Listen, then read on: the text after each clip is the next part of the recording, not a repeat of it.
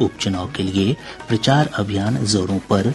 जदयू के वरिष्ठ नेता नीतीश कुमार और राजद के तेजस्वी प्रसाद यादव ने जनसभाओं को किया संबोधित। और सीवान जिले के बेलोर और बेलोरी गांव में संदिग्ध परिस्थितियों में 4 लोगों की मौत, परिजनों ने शराब को बताया मौत का कारण। देश ने कोविड टीकाकरण अभियान के अंतर्गत 100 करोड़ टीके लगाने का लक्ष्य हासिल कर लिया है। इस महत्वपूर्ण कार्य में योगदान करने वाले चिकित्सकों, नर्सों और अन्य स्वास्थ्यकर्मियों का आकाशवाणी अभिनंदन करता है। इसके साथ ही हम आपको सतर्क भी करना चाहते हैं कि कोविड अभी समाप्त नहीं हुआ है। आप सभी से हमारी अपील है कि यथाशीघ्र दोनों टीके लगवाएं और अन्य लोगों को भी टीके लगवाने के लिए प्रेरित करें। त्योहारों के समय कृपया इन 3 आसान उपायों का पालन अवश्य करें। मास्क लगाएं, 2 गज की सुरक्षित दूरी बनाए रखें, हाथ और मुंह साफ रखें। साथ ही कोविड से संबंधित जानकारी प्राप्त करने और मार्गदर्शन के लिए लोग राष्ट्रीय हेल्पलाइन नंबर 1075 पर संपर्क कर सकते हैं।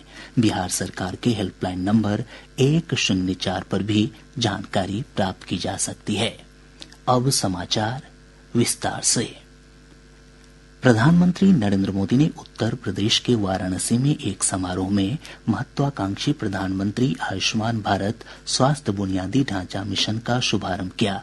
इस अवसर पर प्रधानमंत्री ने कहा कि यह योजना 64,180 करोड़ रुपए की लागत वाली विकास की सबसे बड़ी योजनाओं में से एक है। यह राष्ट्रीय स्वास्थ्य मिशन के अतिरिक्त है। श्री मोदी ने कहा कि इस मिशन के 3 बड़े पहलू हैं। Ayushman Bharat health infrastructure mission के 3 बड़े पहलू हैं। पहला, डायग्नोस्टिक और ट्रीटमेंट के लिए विस्तृत सुविधाओं के निर्माण से जुड़ा है। इसके तहत गांवों और शहरों में हेल्थ एंड वेलनेस सेंटर खोले जा रहे हैं, जहां बीमारियों को शुरुआत में ही डिटेक्ट करने की सुविधा होगी। इन सेंटरों में free medical consultation, free test, free दवा, ऐसी सुविधाएं भी मिलेगी। केंद्र प्रायोजित इस योजना का उद्देश्य अगले 6 वर्ष के लिए देश में शहरी और ग्रामीण क्षेत्रों में स्वास्थ्य बुनियादी ढांचे, निगरानी और स्वास्थ्य अनुसंधान के क्षेत्र की खाई को पाटना है। प्रधानमंत्री ने कहा कि किसी भी तरह की बीमारी से निपटने के लिए हेल्थ सिस्टम को तैयार किया जा रहा है।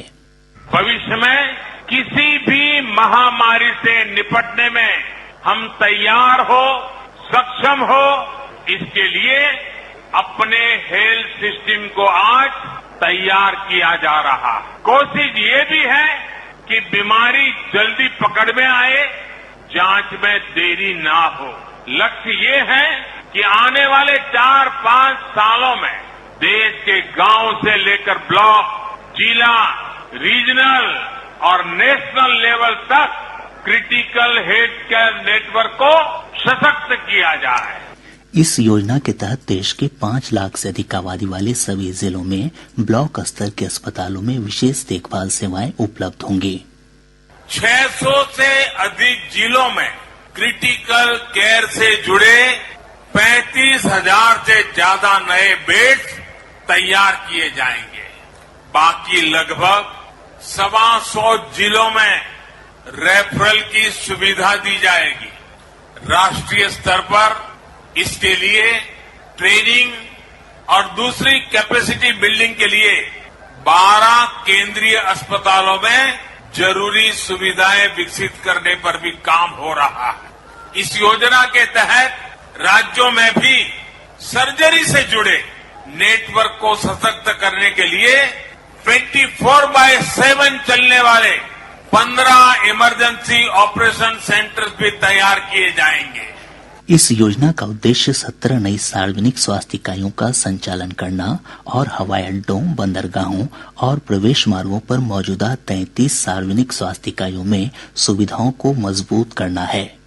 प्रधानमंत्री आयुष्मान भारत स्वास्थ्य बुनियादी ढांचा मिशन के उद्घाटन समारोह का प्रदेश के सभी अस्पतालों में सीधा प्रसारण किया गया। प्रदेश में कोविड टीकाकरण अभियान के तहत अब तक 6,49,84,000 से अधिक लोगों को कोविड रोधी टीके लगाए जा चुके हैं। कोविन पोर्टल के अनुसार इनमें से 1,63,13,000 23,000 से अधिक लोगों को टीके की दोनों डोज दी जा चुकी है। इधर देश भर में अब तक 102,90,47,390 लोगों को कोविड रोधी टीके लगाए गए हैं। केंद्र सरकार राज्यों और केंद्र शासित प्रदेशों को 1,07,22,00,000 से अधिक कोविड टीके निःशुल्क उपलब्ध करा चुका है। स्वास्थ्य मंत्रालय ने कहा है कि अभी उसके पास 12,75,00,000 टीके उपलब्ध हैं। नीति आयोग में स्वास्थ्य मामलों के सदस्य डॉक्टर वीके पॉल ने लोगों से कोविड रोधी टीके लगवाने का आग्रह किया है। उन्होंने कहा कि लोगों को घरों में ही रहकर त्योहार मनाना चाहिए। पंचायत चुनाव के 5वें चरण की मतगणना कल से कड़ी सुरक्षा व्यवस्था के बीच शुरू होगी। 2 दिनों तक चलने वाली मतगणना को लेकर राज्य निर्वाचन आयोग ने सभी तैयारियां पूरी कर ली हैं। सुबह 8 बजे से सभी जिला मुख्यालयों में मतों की गिनती की जाएगी। इस चरण के चुनाव में 92,972 उम्मीदवार अपनी किस्मत आजमा रहे हैं। इनमें 49,761 महिला प्रत्याशी जबकि 43,211 पुरुष उम्मीदवार शामिल हैं। इधर 7वें चरण के चुनाव के लिए आज नामांकन की समय सीमा समाप्त हो गई है। इस चरण के तहत 37 जिलों के 63 प्रखंडों में 15 नवंबर को मतदान होगा।